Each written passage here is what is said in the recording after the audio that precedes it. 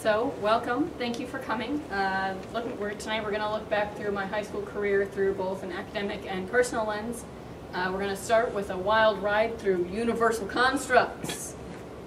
So, the first construct is critical thinking, which is defined as analyzing information to develop solutions to complex problems, and it can utilize abstraction and non-rules to find solutions. So the artifact you see here is from my senior year high school mathematical competition in modeling, which is a 36-hour math competition. Worked on with 3 other people. We were only successful participants this year, but that's all right. For this, our situation was we had a village that was contaminated with a disease similar to that of Ebola, but not Ebola. And we had to determine whether or not these villagers were all going to die, and they did.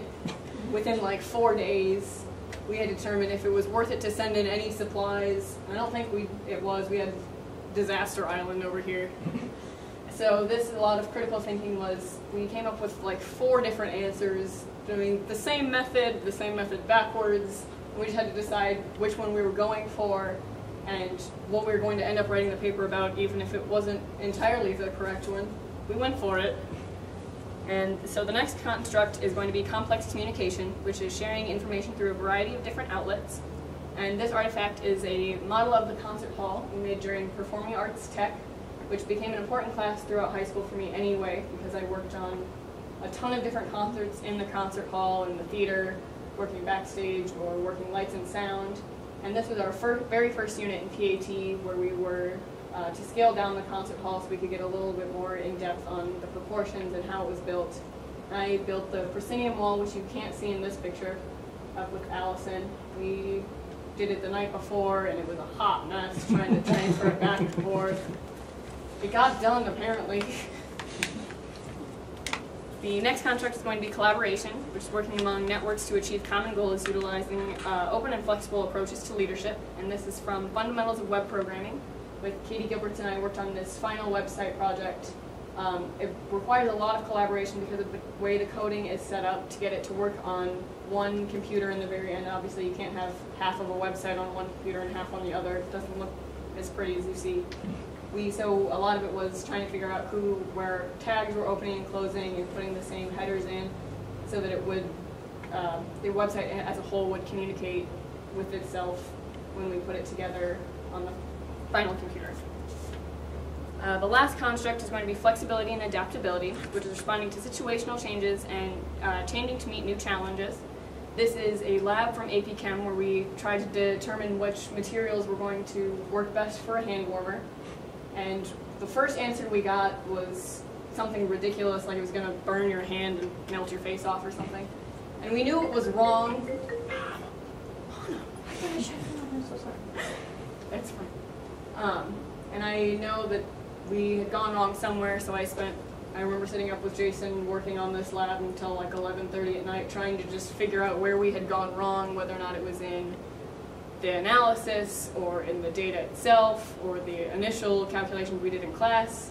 We finally ended up with an answer that was more reasonable than the first one we came up with. Whether or not it was right, I don't remember, but we got her done. So now we're going to look back through what I did outside of the classroom for the last 4 years. One of the biggest parts of this was color guard. It was one of the few activities I joined in high school that I didn't have any close friends in the activity itself going into it. Most of my friends were still in band, so I spent a lot of time with them anyway, but none of them were going to be in color guard.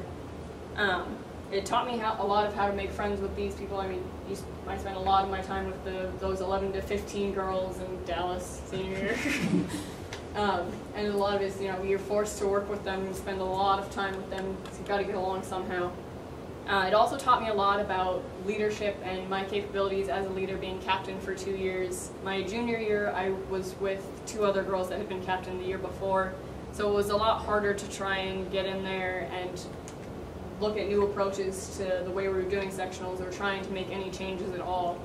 But my senior year, after having that year of experience under my belt, I was able to definitely get a lot more done the way I thought it should be done and try to get us a little higher up than where we were the year before. Color art also holds some of my favorite memories. We've got all the seniors down at Volleys, spent a lot of time at McDonald's after band, until probably midnight, later than I probably should have been, but you know, what you gonna do? I also spent a lot of time volunteering outside with my friends. We tied blankets, I volunteered, I think that's it, I had the Prairie 5K this year.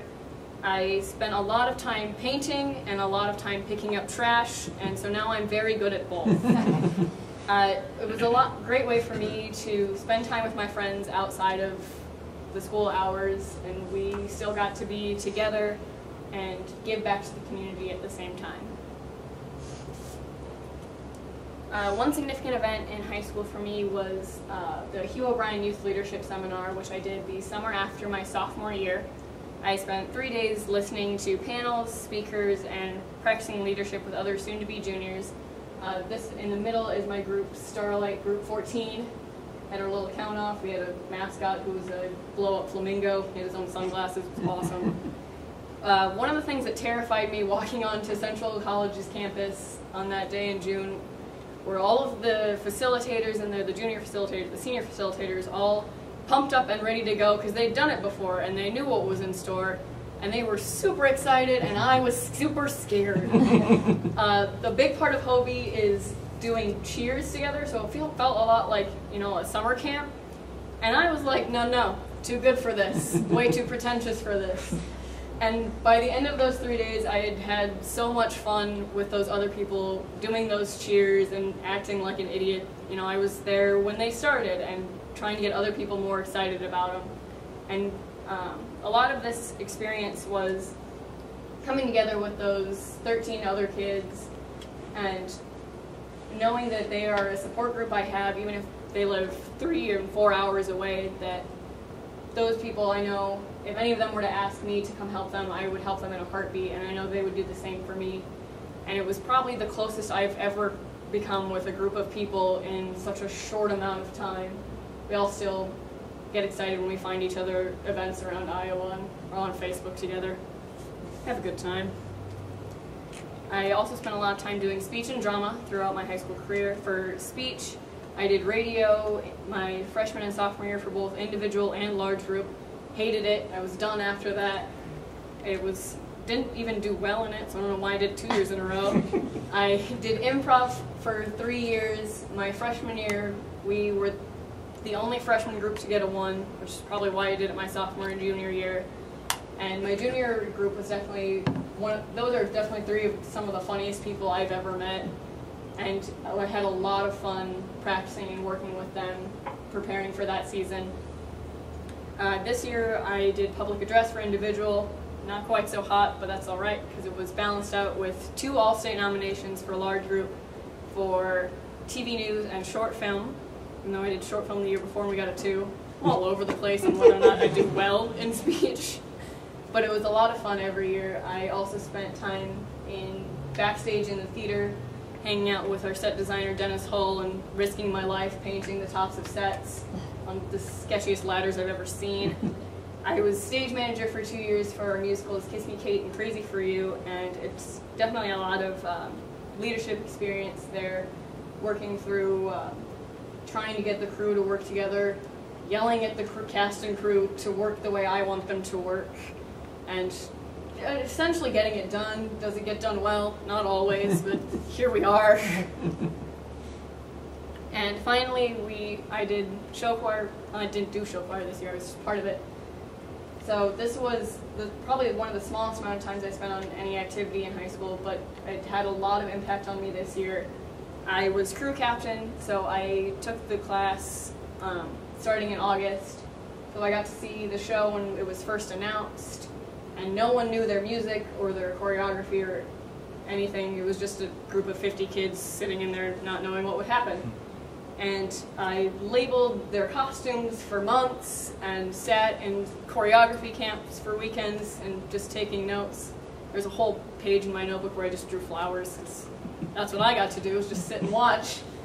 But I grew very attached to these kids. My crew cutie Dallas, who's in every single picture on this slide. we spent a lot of time backstage goofing around, just trying to kill those 2-hour rehearsals and make them less horrible. I grew really used to winning being in Ambassadors, and it was weird when we didn't. But I got to be best crew for Focal Point, even, you know, it's only like half a crew, whatever. I got to travel with this group and become super attached with them. I was like a proud mother every time they got on stage. I cried every time. So they were people that I didn't think would ever become important in my life. And they now mean a lot to me looking back through this last year.